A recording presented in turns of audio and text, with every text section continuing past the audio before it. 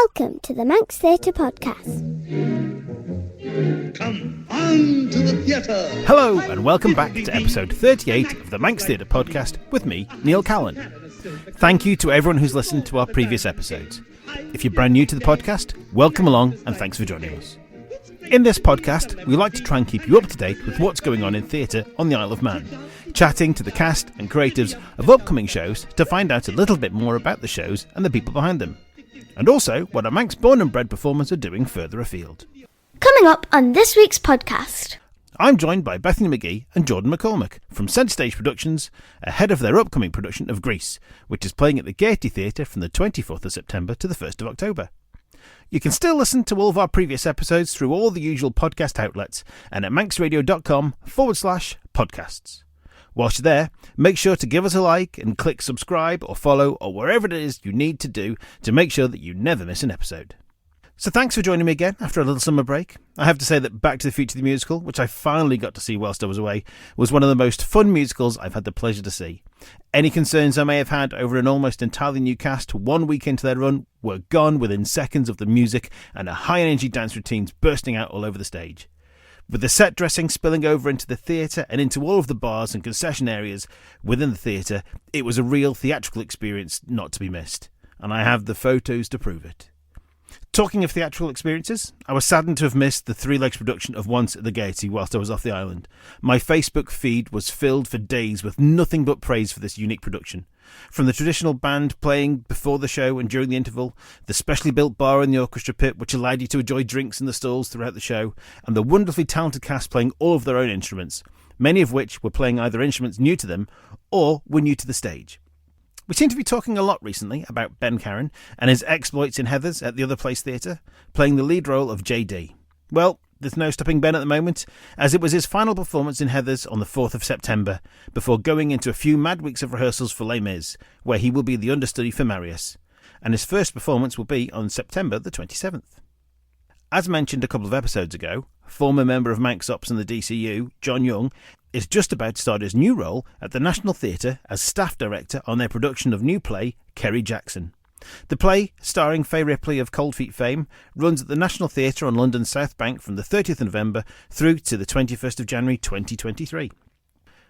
Also, as we mentioned a few episodes ago, Damien Neal, who is currently on the UK tour of Les Mis, has been promoted to second cover for Javert.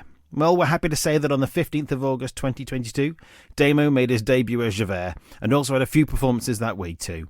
Well done. Congratulations, Damo. Make sure you keep up to date with what's going on between episodes by following Manx Theatre Podcast on both Facebook and Instagram and at Manx Theatre Pod on Twitter. Okay, down to business. I'm joined on the podcast today by director Bethany McGee and performer Jordan McCormack, who is taking on the role of Betty Rizzo. Bethany and Jordan, welcome to the Manx Theatre Podcast. Hi. Hello. Great to have you here. So, now, you're both here today to talk about Grease, which is Centre Stage Productions' latest production coming up at the end of this month. Now, this is the third time that Grease has been done on the Isle of Man, first in 2004 with myself and the cast, again in 2012, which I think you were part of, weren't you, Bethany? Yes, I was Jan in that one. So, for those people then who haven't seen any of those two previous ones, because they might be a bit young, Jordan, and have somehow managed to avoid the 1978 smash hit film, what can you tell us about the story of Grease? The story of Grease, it's set in a high school, so it's quite fun, isn't it? The whole show is just a ball of energy. Mm-hmm. And it's about a couple that meet in the summer and they fall in love in the summer and they think they're going their separate ways, and it comes to light that they're actually in the same school. He's quite a cool dude with some a group of lad friends that, you know, if he's swooning over a girl, it's not cool to them. And she's quite a prim and proper young girl, and she gets in with the Pink Ladies, who are just a bunch of very different characters that all love each other, and then bring the wild side out of her. And it's basically just seeing their journey, their highs and their lows of their relationship, the relationships of the T-Birds and the relationship of the Pinks, and just how they go about their school life. And then it ends up with them joining together and living happily ever after. But you need to come see the show to really enjoy it. But I don't think there's not many people on in the world that hasn't seen Grease or know what Grease is about. So, yeah. So can we expect all the big famous numbers from the film? Because I know there are some certain restrictions around Sandy, I think it is, isn't there?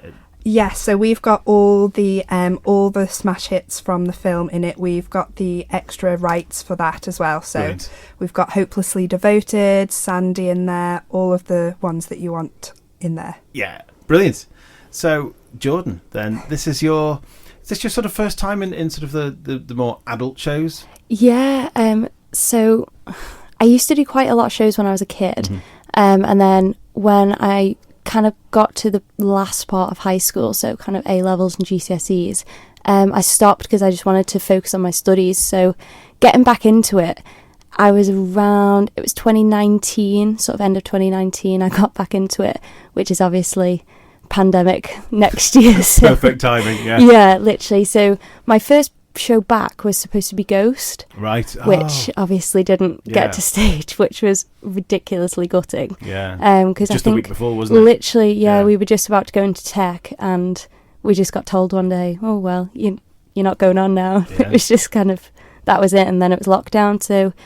Yeah, so this is actually my third time lucky trying to get back on stage. Right. Because I tried to do Night at the Musicals as well with Manx Ops, which then eventually got cancelled again. So, yeah, touch wood, this one makes it on stage. And if it doesn't, it's certainly not Jordan's fault. Yeah, No. exactly. I'm not a curse.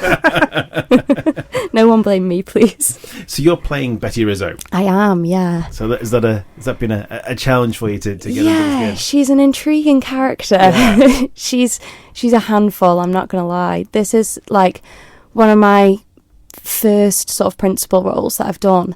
So it's just been like a big sort of task to get used to being not a nice person. I think I'm a nice person, but she's a whole nother world. And obviously singing as well is a whole different stretch because I'm used to dancing. Yeah. That was my sort of thing, as what I did when I was a child. Like that's what I'm trained in. So singing's again a whole new thing for me. So is it ballroom that you're? It is, yeah. So I trained from ballroom when I was about 2 till about 14. Wow. And then just kind of a mix of everything since then, whatever I can do. I feel there are a lot of people that tend to sort of start off in ballroom and then and certainly on the Isle of Man anyway that have then drifted over into the musicals with we've got David Cowley, and there's been the Dawson Girls and Laura Bredner and quite a few other girls and people that have come through that. But Perry O'Day as well. Perry started and now look at him, he's off in West End and UK tours and all sorts of amazing things. So you never know. I wish.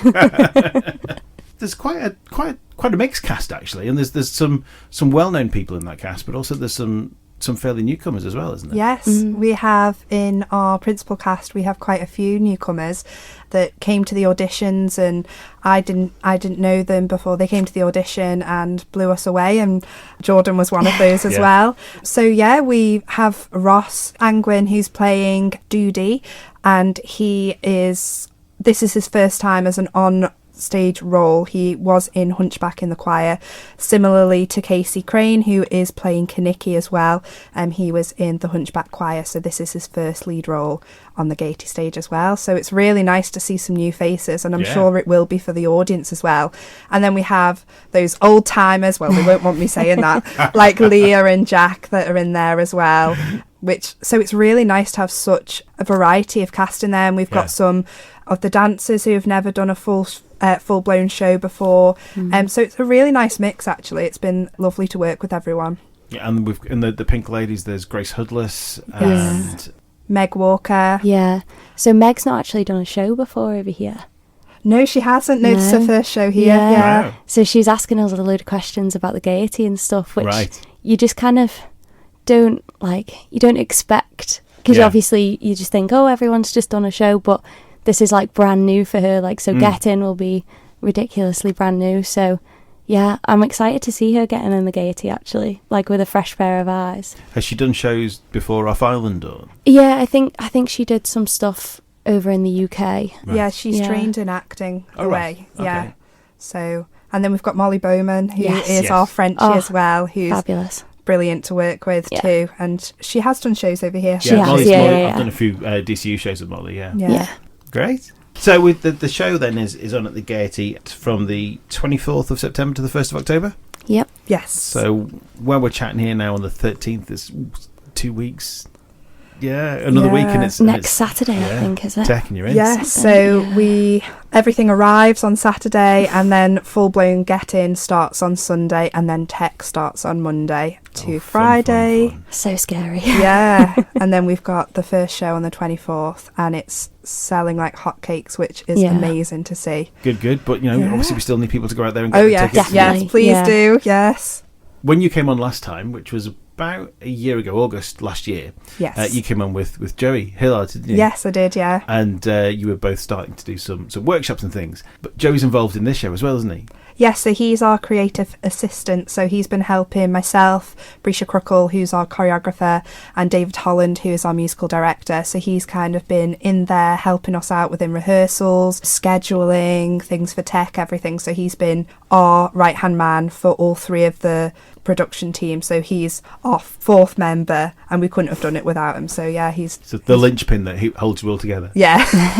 Well, no, he'd like me to say that. Yeah. Yeah, no, don't he tell is. him that. Yeah, don't tell him that. I said that just because he paid me before. Yeah. If it wasn't for him, then the show would just be a disaster. That's what he said. That was what he told Is that me what to he say. said? Yeah. Oh, of course it is.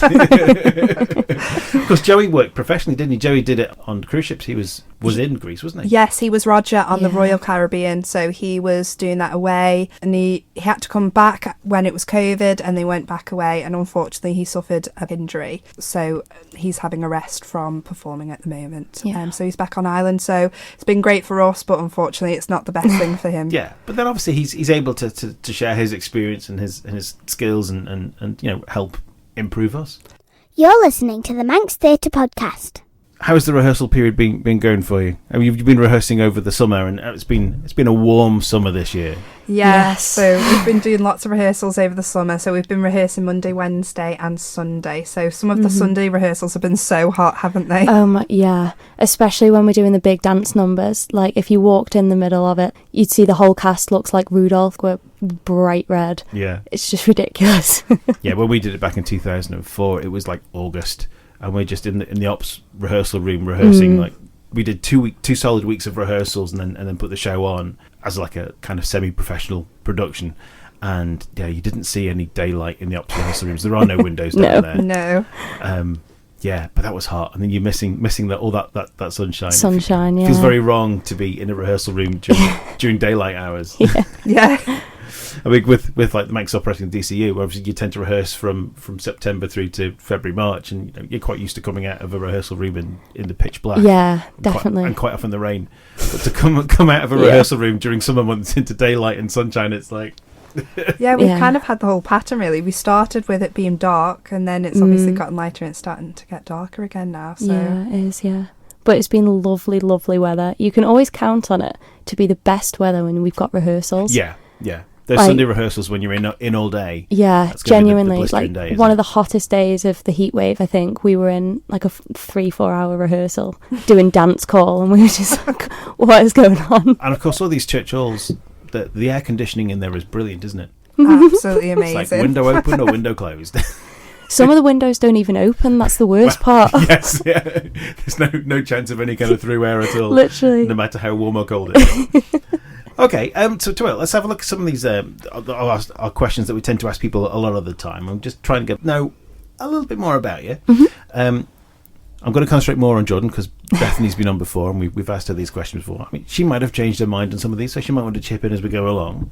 Okay, what was your first ever role? What was the first part that you ever had? So I was in Bugsy Malone, and I was actually in the ensemble, but I did have a small speaking part as a waitress, All right. which... If Gary Chattel is introducing me to someone, he will literally bring up that role every single time, even though it was like 2012 or 2011, I can't remember. But yeah, that was my first role, which is crazy thinking back to it, because I think that was Alex Maxwell's first show as well. Yes, I was going to say. Yeah, and I met Leah as well on Right. that as well, so it's a bit full circle. Yeah, brilliant. Bethany, what was your first show? Can you remember? Oh, I don't know Your now. first role. Now I'm on the spot. I can't even think of Can't what my remember. first role. I can't actually remember now. I'm sat here.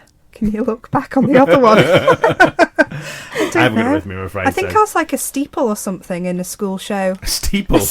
Yeah, you know, like from the church. Like a I had bit of a to, like, building. yeah, like put my arms up. I was part of the church in a Ballycomeen show called Trade of Law. I think that was, but I'm sure I have a better answer from my last one. But that was a role that I did in year 7, so I don't think I did anything before that. Were you part of the set?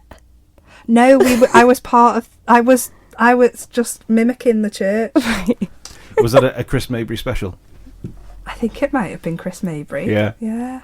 Yeah, we had him on a few episodes ago, and he was talking about the show that they did, and we talked a little bit about some of the shows that he did at Ballycomeen and how some of those kids have now gone to bigger and better things, and it's great how good the drama is at Ballycomeen and St Ninians, and how some people have gone on from there and doing fantastic things now. It is amazing what they do at school. I think a lot of that brings people into the theatre outside of school, just their experiences that they have there and the teachers that they have there. I know that my teacher in Ballycomeen really pushed me to do what I wanted to do, and I'm really grateful for him for that. So yeah, they're fantastic. I went to St Ninians, but for A level I went to Ballycomeen just for performing arts. Yeah, and it was just fantastic because like I wasn't the most confident person, but Danielle Brideson was my teacher, and she properly pushed me to like out of my comfort zone, properly singing and stuff. So yeah, it's just amazing what they do at schools now. Brilliant.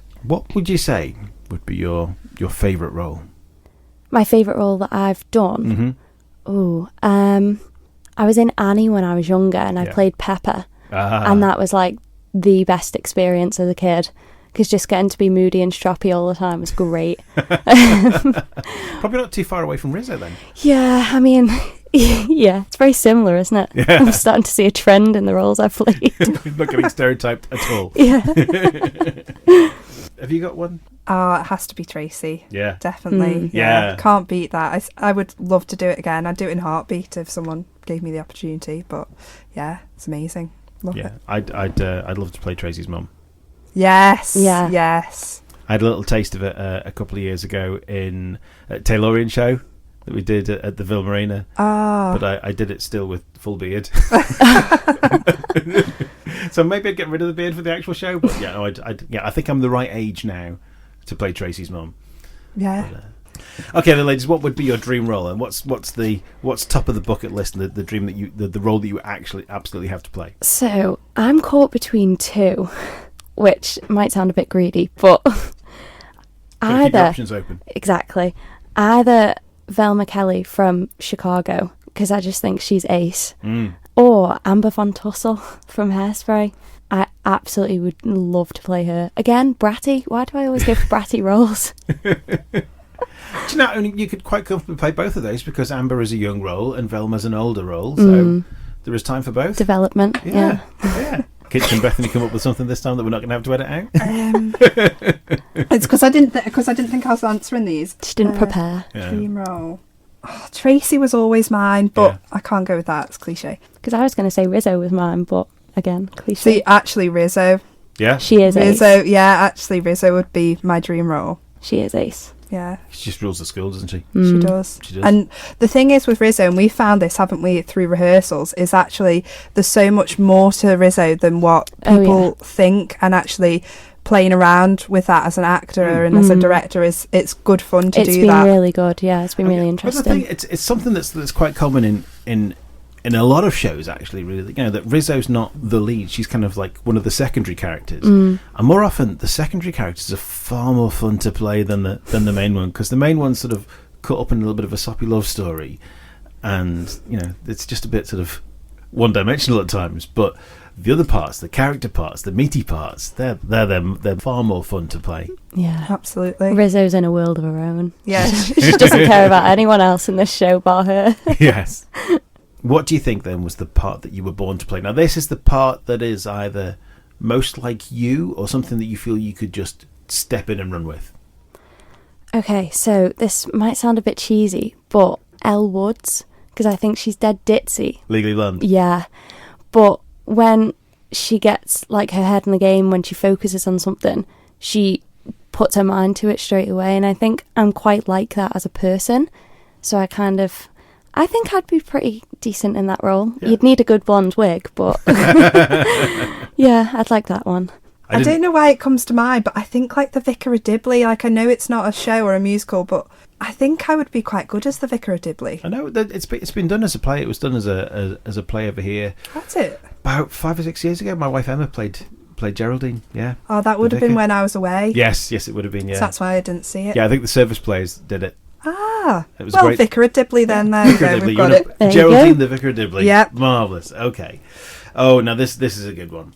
This is the best and worst costume. So obviously, lots of shows, different societies. Some societies have a better budget than other societies, so quite often the level and quality of costumes can differ from show to show. What would you say is the best and or the worst costume that you've ever had to wear? So I'm hoping nobody hates me after I say this. It's your Pink Lady outfit. I haven't tried that on yet, to be All fair, right. so possibly. So I did Shrek the musical last year, Right. and they were brilliant costumes, but some of them were just really like hot and sweaty. So it's between two. Yeah. So I was a Duloc character, Right. and I literally looked like I was something out of a Lego movie. So we had this full sort of bodysuit, like latex lycra Yeah. bodysuit, and then you've got like a dress on top of it, which was sort of like, you know, those sumo wrestling costumes Yes, that you yeah. get. That was sort of the material. Nice. And then and then you have your knee pads, and then you have your shoe covers as well, Yeah. which were also too big. So I Right. used to slip on them on my jazz shoes.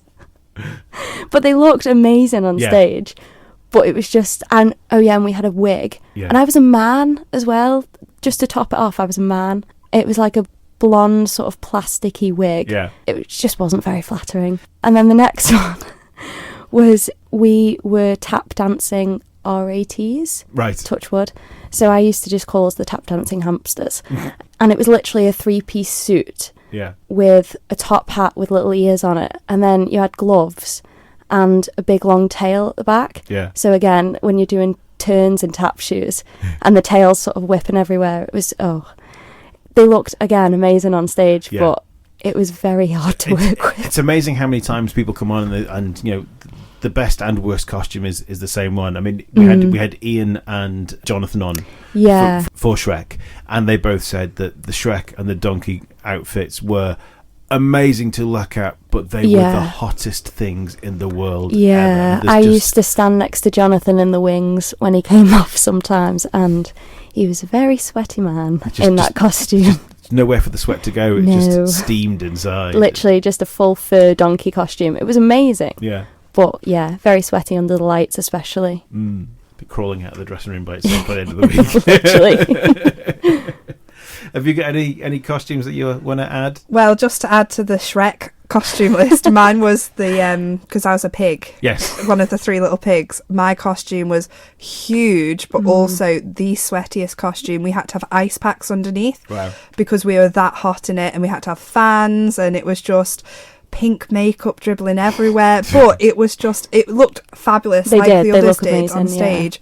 But as soon as the curtain closed, us, the 3 pigs, me, Sophie and Grace, we literally just would strip it off and let it dangle down because we couldn't cope any longer. So that was probably one of my best because it was an amazing costume. Yeah. But again, one of my worst because it was so hot. When I did Greece back in 2004, it was a really hot summer. And for some reason, obviously you're thinking, yeah, we're the T-Birds with our leather jackets, these are ace. But big dance routines and these big heavy leather jackets. Then I also had, as Sunny, I had these wraparound shades as well. Yeah. So then I'm sweating, but then the sweat is bringing makeup into my eyes, and then the makeup is kind of like evaporating off the back and just settling on the back of the lenses, and I just could not see for sweat and makeup inside these shades. Lovely. That seemed like a great idea for them wearing these shades at the time, but then it just became completely impractical. Take a note. I know, I'll be thinking about that now. At least it's September, it's a bit cooler, so maybe the Yeah, a leather little bit. jackets. I think we found a few opportunities at several points in the show to lose the leather jackets, especially when the bigger dance routines came Smart up. idea. Yeah. Yeah. I'm just going to take my jacket off now. Okay, the next question. This one is more of one of our more trickier ones.